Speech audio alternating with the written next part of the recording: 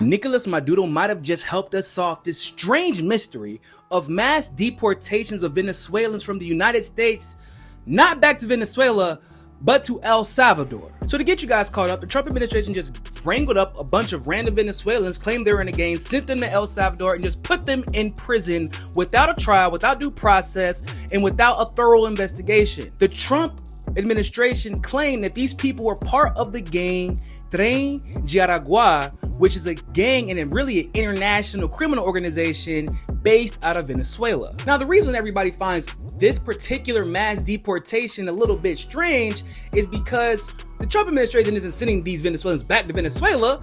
He sent them to El Salvador, to one of the worst prisons in the world, without any trial process. We don't even know if these people are actually part of the gang, and many of them have zero criminal history. I mean, as we speak, there are lawyers from Venezuela appealing to El Salvador's Supreme Court because they are questioning the legality of the detention of these Venezuelans, considering all the information I just gave you. Now, a lot of people might question, why is Trump so perturbed by this particular gang, Tren de Aragua, that he would just go after them and then just immediately throw them in prison in another country instead of sending them back to Venezuela? Well, Trump messed around and opened his big mouth and said it's because we believe Nicolas Maduro and Venezuela sent them here, the United States, to invade the country.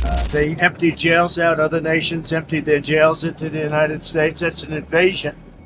And these are criminals, many, many criminals. Murderers, drug dealers at the highest level, drug lords, people from mental institutions. That's an invasion. Which prompted Maduro to tell the truth about this particular gang. Maduro lets the world know that this particular gang is actually used as a tool of the opposition to Maduro's government. Nosotros quisiéramos que el gobierno de Estados Unidos dejara a un lado las mentiras que está diciendo. Ellos dicen que hubo un plan del gobierno venezolano para invadir Estados Unidos y que lo invadimos con la mal llamada banda del Tren de Aragua.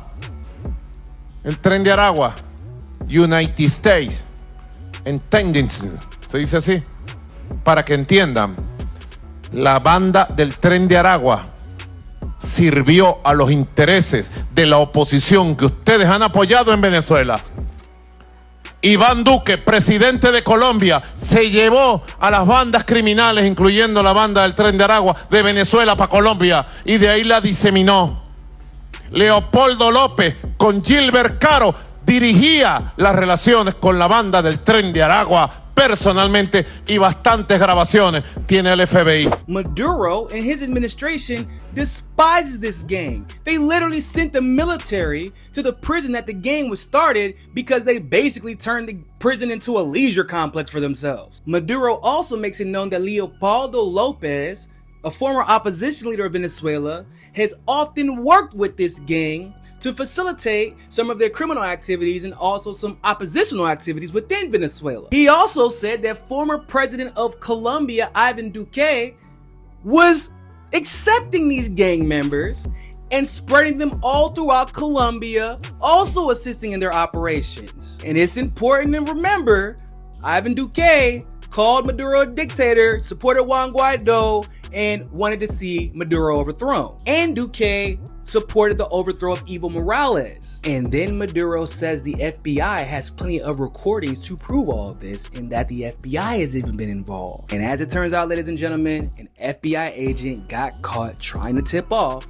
one of the members of the Tren de Aragua gang. So now all of this should be making sense. This gang has acted as an asset for the United States, and that wouldn't actually be out of the norm for the US because we know they use cartels and criminal organizations all the time to facilitate criminal activity around the world, especially in Latin America. But the problem is the gang is actually a problem, and Trump promised mass deportations and to wrangle in violent immigrants and gang members. But if you really sent 200 random Venezuelans back to Venezuela and they conduct an investigation and figure out that they weren't part of this gang that you said that they were part of, then the world would figure it out. And the world would also like to know why your investigation was so bad and your intel was so awful that you accidentally sent 200 Venezuelans back to Venezuela as gang members when they were never part of this gang. So instead, you send them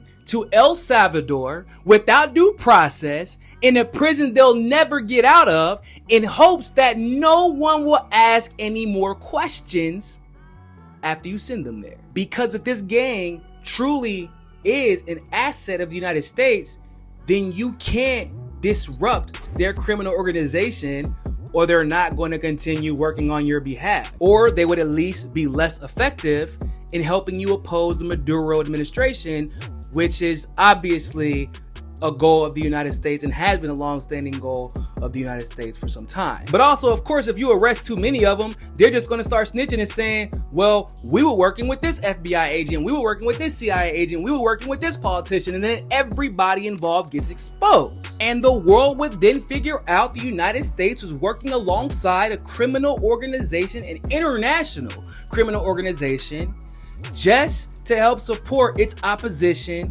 of Nicolas Maduro. So by taking 200 random Venezuelans and sending them to El Salvador, you make it look like you're being tough on this gang that is actually working on your behalf without ever having to verify that these people were actually part of this gang. While that particular gang gets to continue business as usual. While Trump gets to look like he's tough on immigration and cartels like he promised during his campaign. And the American people will be none the wiser. So there you have it, ladies and gentlemen.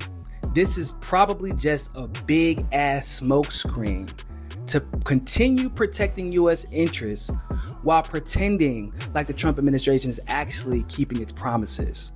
But in actuality, it's just continuing business as usual, just like the Biden administration.